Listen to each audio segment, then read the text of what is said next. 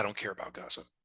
This is a territory that's 1/10 the size of Rhode Island. It produces nothing, it consumes nothing, it transits nothing. Budget is aid that is dispensed by the UN in Israel. It is a non-factor in most international relations. If you're in Israel, very different story, but I'm usually looking at the big picture. This is going to sound horrible, but I've been a little annoyed at how much bandwidth this has taken from everybody for something that in the end of the day really doesn't matter very much. We know from intercepts and intel that's come out since that while the Iranians may certainly have nudged this to happen because they were trying to disrupt some negotiations between Israel and Saudi Arabia on normalization, this was a homegrown plot with locally trained people picking up on the tactics that ISIS used to use. It should have been detected months ahead of time. In fact, it looks like now there were some very explicit warnings coming from folks in the IDF and Mossad and Shin Bet going back up to a year. The problem on the Israeli side is governance. There are people who got their positions because the religious parties got their rabbis to tell their congregations to vote for these folks. None of them have any real world experience, and they pretend that they own the defense establishment because they beat their chest a lot. But in reality, they've degraded the military and the intelligence services at every turn and ignored all the warnings that weren't politically convenient for them. And because of that, this happened, and that's horrible. And for Israel, there's some soul searching that has to go down here. But first things first, they have to prevent it from ever happening again. And that means the Gaza war and all the ugliness that's coming from that. The growth industry is the consulting business around the Pentagon in times of peace, because then there's always a billion things you can get ready for as opposed to one very specific thing that you have to fight.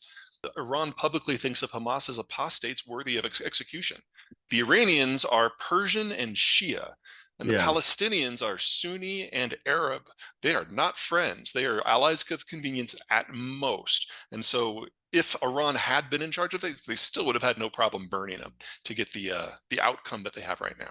I would say the Because they certainly IRGC and the help them. mullahs hate almost everyone because there's no one out there who's Persian and Shia. So there's a hierarchy.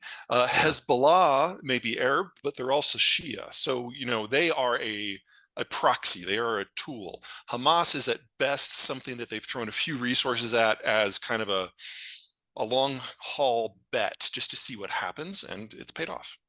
I think That all playing three of out. them have something different that they're going for. Of the three, Iran has the longest legs and is going to be with us well throughout this century and into the next. They would love a world in which the Middle East was rearranged to recognize the fact that they are the superior demographic and military force of the Persian Gulf. The problem with that is that all of the Arabs are bit by bit getting in bed with the Jews of Israel into a broad spectrum intelligence and strategic alliance. And if you get Saudi Arabia to join the UAE and Morocco and Egypt and Jordan, who are already in there, then you've pretty much got a lock on the future of the region, and they've got to do everything they can to break that. The problem they're going to come up with is that the United States just doesn't care as much about the oil anymore. And so threatening, say, the Strait of Hormuz doesn't generate the panic in Washington that it used to. So they've got to look for other tools. And in this case, Hamas was a tool to that end. So from their point of view, they've got a bad hand. They're playing it reasonably well. This is not something that the United States is capable of fighting anymore. It used to be that we had a 500 ship navy with a lot of small vessels that could have long reach and patrol. And now we've got 12 supercarrier battle groups. We don't have enough small vessels to even theoretically patrol a third of the world's oceans, much less all of them. Seeing the United States struggle with this mismatch of resources to taskings when it's just the Houthis, it's a serious taste of things to come. Yeah, see, the problem is there's only two that matter. The Brits and the Japanese, they're the only ones with long reach navies. There are other allies that we have that do have navies, but they can't operate outside of their own region. But we have transoceanic trade involving over 10,000 container ships and 5,000 ships of other types, all sailing every day. So you're talking about billions of container ship miles every year, and only 3 ships can patrol out of region. Wolf doing When I dishes. talk to DoD, I basically make 2 broad recommendations. Number one is you have got to get clear guidance from the White House.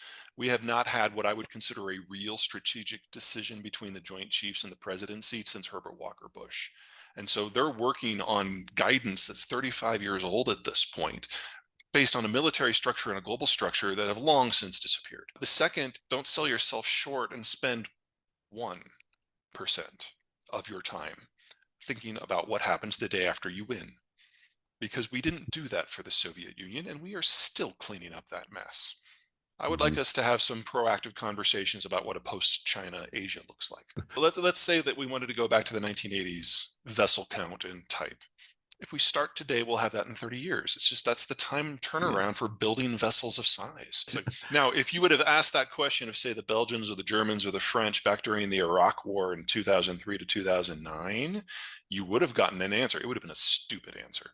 But they were thinking about it then in a different context, because that was back when the Russians and the French and the Germans were doing all those joint press conferences about how the United States is done in Europe. We need to make it a new strategic architecture and blah, blah, blah, blah, blah. Now that we've actually had a real fight, the Europeans, almost to every individual country, have come to the conclusion that there is no security for Europe that doesn't involve the United States. Now, they're all taking that lesson to heart in different ways.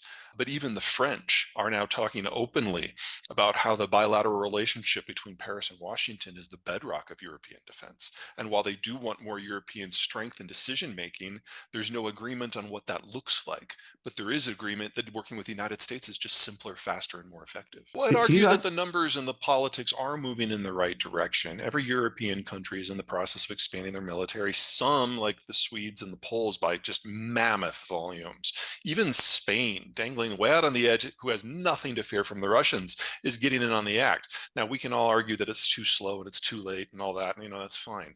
But things are moving in the right direction. There's also an understanding in Europe that it all begins with ammo. And if they can't keep the stream of ammo to Ukraine functional, then none of the rest of this is even worth talking about. And they've discovered the United States can't expand its ammo production any faster than it is. So we're actually seeing first line industrial build out across Europe for that. Now, again, too little, too late, too slow. We can all argue about that, but they are moving in the right direction. And for the last 9 months, they've given more military aid to the Ukrainians than we have. So Germany was the first country to urbanize at scale when they went through their own industrial revolution around the turn of the previous century, so 1900. And so were the first country to have the majority of their population living in cities. And when you live in a city, you generally have fewer kids because they're more of an expense. They're not helping you on the farm. They're not free labor. Then we had World War II, which obviously dented their demographics a bit. And in the aftermath of World War II, all of a sudden they had access to the globalized world. It was like they had won World War II and World War I and every other war they'd ever fought by an order of magnitude and access to everything. And they were able to take their German acumen and focus it entirely on economics. In fact, we told them they had to. We told them they couldn't have a military that was independent. So 70 years of that, they just stopped having kids.